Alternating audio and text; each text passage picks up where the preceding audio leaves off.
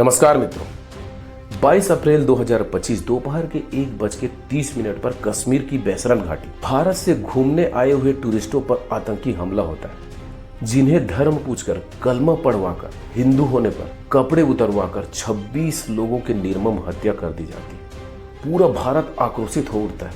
हर कोई आतंकवादियों को मारने की मांग करता है, हर कोई पाकिस्तान को खत्म करने की मांग करता है और इसका जवाब दिया जाता है ऑपरेशन सिंदूर।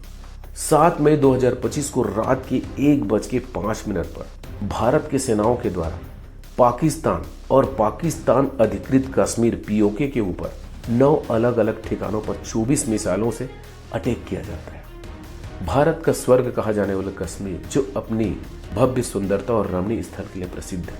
देश के विभिन्न राज्यों से सैलानी हर साल लाखों की संख्या में कश्मीर आते हैं और यही कश्मीर पर है बैसरन घाटी, जिसे इनकी सुंदरता के कारण मिनी स्विट्जरलैंड कहा जाता है। अनंतनाग जिले के पहलगांव सरहद से 7 किलोमीटर दूर पर स्थित यह क्षेत्र चारों ओर से घने देवदार के जंगलों से घिरा हुआ है। पर्यटकों के लिए काफी लोकप्रिय स्थान है। यहाँ केवल पैदल या घोड़े की पीठ पर ही बैठकर जाया जा सकता है। 22 अप्रैल 2025 को 1:30 पर भारत के विभिन्न राज्यों से आए हुए सैलानी बैसरन घाटी पर घूमते हुए आनंद मना रहे थे।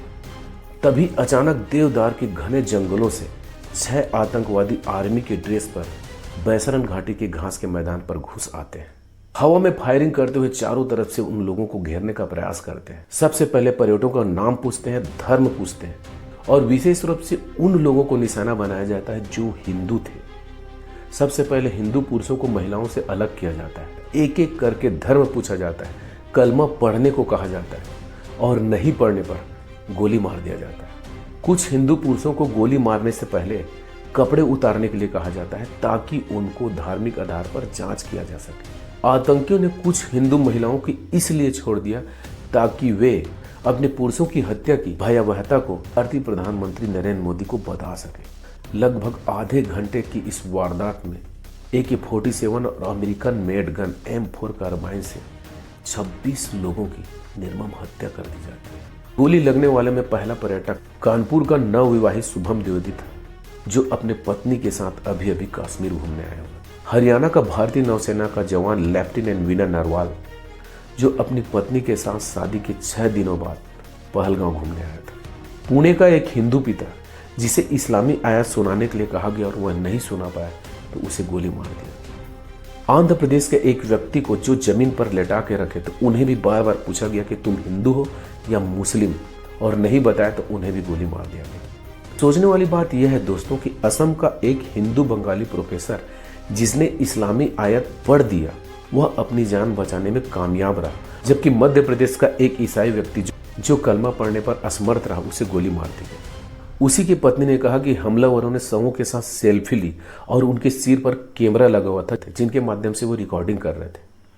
इस हमले को अहमदाबाद का एक पर्यटक ने अनजाने में ही अपने वीडियो में फिल्मा दिया था, क्योंकि वो सेल्फी ले रहा था और जिप लाइनिंग कर रहा था। उसके वीडियो में पूरी तरीके से जो वहाँ की भयावहता है वह सीन उस वीडियो में आया है।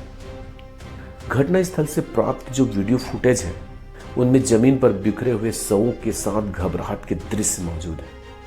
इसी बीच एक स्थानीय मुस्लिम घुड़सवार सैयद आदिल हुसैन शाह ने उन आतंकियों से बंदूकें छीनने का प्रयास किया, लेकिन इससे पहले वह कुछ कर पाता, दूसरे आतंकवादी ने उसे आकर गोली मार दी। इस हमले में आतंकियों ने मुख्य रूप से हिंदू पर्यटकों को निशाना बनाया। हालांकि इसमें एक ईसाई और एक स्थानीय मुस्लिम मारा गया। इस हमले की जिम्मेदारी TRF के द्वारा लिया जाता है, जो लश्कर-ए-तोयबा का एक सहायक अंग है जो पाकिस्तान पर स्थित है। लश्कर-ए-तोयबा UNO द्वारा आतंकवादी संगठन घोषित है और TRF द रेजिस्टेंस फ्रंट हमारे भारत में एक आतंकवादी संगठन के रूप में घोषित है।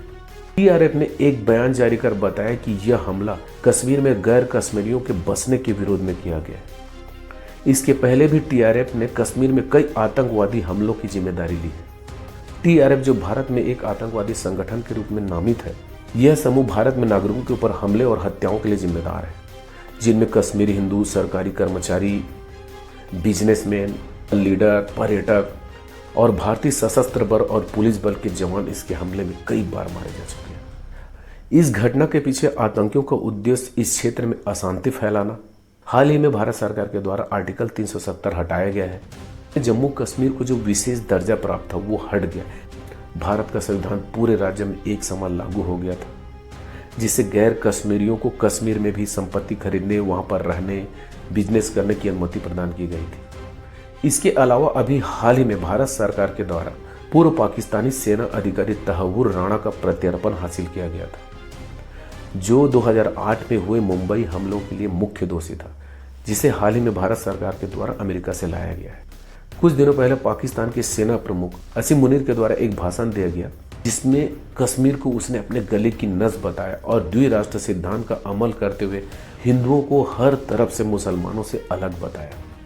इधर कश्मीर में लगातार विकास हो रहा है, रोड बन रहे हैं, सड़कें बन रहे हैं, मॉल बन रहे हैं, थिएटर खुल रहे हैं, स्कूल चल रहे हैं, रोजगार के अवसर बढ़े हैं, आर्थिक, सामाजिक, राजनीतिक विकास हो रहा है। इधर प्रधानमंत्री नरेंद्र मोदी सऊदी अरब की यात्रा को बीच में ही छोड़कर इंडिया वापस आते हैं और इस मुद्दे पर सुरक्षा मामले की कैबिनेट समिति CCS की मीटिंग लेते हैं। इस बैठक के बाद भारतीय विदेश सचिव विक्रम मिस्री के द्वारा दुनिया भर के वरिष्ठ राजनयिकों को भारत सरकार द्वारा लिए गए 5 बड़े फैसले के बारे में जानकारी दिया जाता है। भारत पाकिस्तान के साथ किए गए सिंधु जल समझौते को तुरंत निलंबित किया जाता है, जब तक कि पाकिस्तान के द्वारा सीमा पर आतंकवाद को समर्थन देना बंद नहीं कर दिया जाता। दोनों देशों के बीच मुख्य सीमा क्रॉसिंग को बंद किया जाता है। सार्क वीजा छूट योजना के तहत पाकिस्तानी नागरिकों की भारत यात्रा पर प्रतिबंध लगाया जाता है और पहले जारी किए गए सभी वीजाओं को रद्द किया जाता है। नई दिल्ली में स्थित पाकिस्तानी उच्चायोग के पाकिस्तानी सैन्य सलाहकारों को निष्कासित कर दिया जाता है और इस्लामाबाद में स्थित भारतीय समकक्षों को तुरंत वापस बुला लिया जाता है। हमले की 14 दिन बाद 7 मई 2025 को शाम को बॉर्डर स्थित राज्यों को बोला जाता है कि भारत के द्वारा मॉक ड्रिल किया जाना है। जैसे लग रहा था कि एक सामान्य अभ्यास है, सभी सोए हुए थे। तभी रात के ठीक 1:05 पर भारतीय सेना के द्वारा पाकिस्तान के ऊपर 9 आतंकी ठिकानों में 24 मिसाइलें दागी जाती। 1:30 तक चले इस एयर स्ट्राइक में पाकिस्तान के 9 आतंकी ठिकानों बहवलपुर, मुरीदके, सियालकोट, चकमरू, POK के मुजफ्फराबाद, गलपुर, कोटली, भीमबेर और बाग में हमले किए जाते हैं। इन मिसाइल हमलों में लश्कर तोयबा के 3 ठिकानों, इंडियन मुजाहिदीन के 2 ठिकानों और जैसे मोहम्मद के 4 ठिकानों को टारगेट किया जाता है। इंडिया दावा करता है कि 50 से अधिक आतंकी मारे गए हैं और इनके 9 आतंकी ठिकानों को पूरी तरीके से ध्वस्त कर दिया गया। पाकिस्तान इसे एक टॉप वार कहता है और युद्ध की शुरुआत कहता है। भारतीय विदेश सचिव के द्वारा स्पष्ट किया गया कि भारतीय सेना के द्वारा केवल आतंकी और आतंकी ठिकानों को ही टारगेट किया गया है। उन्हें स्पष्ट किया गया टारगेट फिक्स था कि किसी भी निर्दोष को न मारा जाए। मसूद अजहर जो पहलगांव अटैक का मास्टरमाइंड था, इस हमले का मुख्य टारगेट था। उसके मरने की आधिकारिक पुष्टि नहीं हुई, मगर उसके परिवार के सभी 10 सदस्य मारे गए हैं। तो दोस्तों, क्या ये पहला स्ट्राइक था जिसमें पाकिस्तान को जवाब दिया गया था? नहीं, इसके पहले भी हमने और भी स्ट्राइक किए। 18 सितंबर 2016 को जब 4 पाकिस्तानी LOC पर घुस आए थे और उरी के सैन्य शिविर पर सो रहे सैनिकों के ऊपर अंधाधुंध फायरिंग कर दिए थे, जिसमें हमारे 19 सैनिक शहीद हो गए थे, 30 से अधिक सैनिक घायल हुए थे। भारत ने इसकी कड़ी आलोचना की थी और इसका जवाब दिया गया था 10 दिन बाद, यानी 28-29 सितंबर की रात उरी अर्जी पर स्ट्राइक किया गया था। दूसरा है बालाकोट एयर स्ट्राइक। 14 फरवरी 2019 को जब जैसे मोहम्मद के आतंकी हमलावरों ने पाक अधिकृत कश्मीर के पुलवामा के पास CRPF के काफिले में विस्फोटक से भरी एक गाड़ी से टक्कर मार दिया था। काफिले में लगभग 78 वाहन थे और 2500 से अधिक अफसर जो लोकल इलेक्शन की सुरक्षा के लिए जा रहे थे। सुबह 3:15 पर गाड़ी की टक्कर से जोरदार विस्फोट हुआ, जिसमें दुर्भाग्यवश CRPF के 40 जवान शहीद हो गए और 60 से अधिक जवान घायल हुए थे। तब भी इसका जवाब दिया गया था। 12 दिन बाद 26 फरवरी 2019 को सुबह सुबह इंडियन एयरफोर्स के मिराज जेट विमान ने LOC पार किया और बालाकोट एयर स्ट्राइक किया और जैसे मोहम्मद के आतंकी ठिकानों को नष्ट कर दिया गया, ध्वस्त कर दिया गया। इन दोनों स्ट्राइक में सेना और CRPF के जवानों के ऊपर हमला हुआ था, पर 22 अप्रैल 2025 को निहत्थे निर्मम लोगों की हत्या ने भारत को झकझोर के रख दिया था। ऐसा भी नहीं है कि पाकिस्तानी आतंकियों के द्वारा पहली बार आम लोगों को निशाना बनाया, इसके पहले भी कई बार आम लोगों को निशाना बनाया गया है। चाहे 9 जून 2024 का तीर्थ यात्रियों पर हमला हो, 20 अक्टूबर 2024 का सोनमर्ग का हमला हो, चाहे 24 अक्टूबर 2024 का गुलमर्ग का हमला हो, इन सबको याद करना दुखद है। परंतु 22 अप्रैल 2025 को जो पहलगाम अटैक हुआ, जिसमें 26 निर्दोष पर्यटक मारे गए, पत्नी के सामने पतियों को मारा गया, धर्म पूछकर, कपड़े उतरवाकर, कलमे पढ़वाकर और बोला गया कि जाकर अपने पीएम मोदी को बता देना। इस तरह की कायराना हरकत का जवाब भी बड़ा भयंकर होना था और इसका जवाब दिया गया, जिसका नाम था ऑपरेशन सिंदूर। सिंदूर जो उन बहनों की सुहाग का प्रतीक है जिसने अपने पति को खोया। सिंदूर उन माताओं को समर्पित है जिनने अपने पुत्रों को खोया। 10 मई 2025 को शाम के 5 बजे भारत और पाकिस्तान सरकार के बीच 7 मई 2025 से चल रहे संघर्ष को खत्म कर दिया गया, सीज फायर कर दिया जाता है। भारत के डीजीएमओ और पाकिस्तान के डीजीएमओ के द्वारा 12 मई 2025 को दोपहर 12 बजे तक संघर्ष विराम की घोषणा कर दिया जाता है।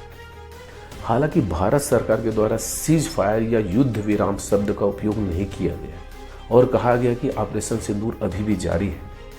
जब कभी भी किसी भी तरीके से आतंकी घटना होती है तो इसे एक टॉप वार माना जाएगा और पाकिस्तान को इसका कड़ा जवाब दिया जाएगा। कई लोगों के मन में ये आया दोस्तों कि क्या इस समय सीज फायर जरूरी था? क्या भारत को पूरी तरीके से वार में नहीं चला जाना था? इसमें अलग अलग राय है, आपकी क्या राय है जरूर बताइए। अगर आपको वीडियो पसंद आया होगा तो हमारे चैनल को लाइक कीजिए, सब्सक्राइब कीजिए। तब तक ले जय हिंद, जय भारत।